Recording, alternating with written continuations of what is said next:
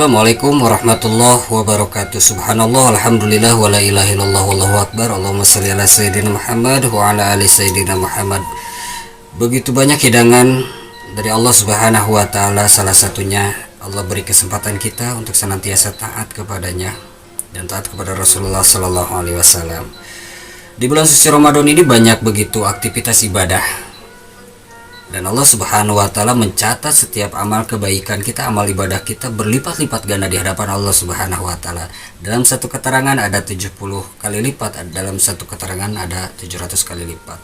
Ibadah-ibadah sunnah yang kita lakukan menjadi pahala wajib di hadapan Allah Subhanahu wa taala, dan Allah catat sebagai amaliyah wajib.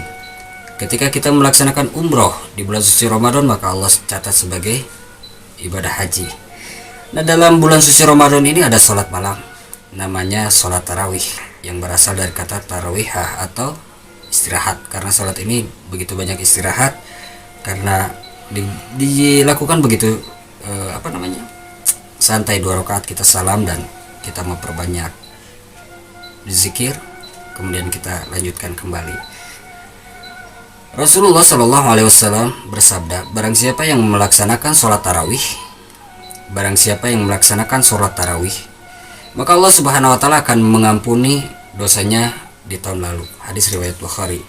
Dan dalam hadis riwayat Abu Daud dan Tirmizi, barang siapa yang melaksanakan sholat tarawih, maka Allah Subhanahu wa taala akan mencatatnya seperti dia sholat semalam suntuk. Begitu banyak pahala curahan rahmat yang diberikan oleh Allah Subhanahu wa taala.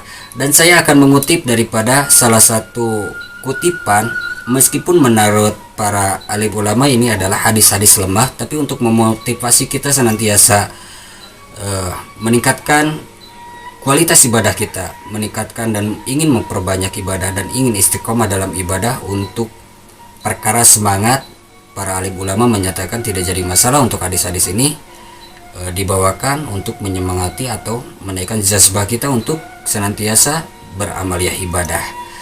Kita mengutip daripada kitab Durratun Nasihin. Sangat istimewa sekali di malam ke-23 Ramadan ini. Barang siapa yang menunaikan sholat tarawih di malam ke-23 Ramadan, Allah Subhanahu wa taala akan membangunkan kota di surga bagi orang yang menunaikan sholat tarawih di bulan suci Ramadan ini.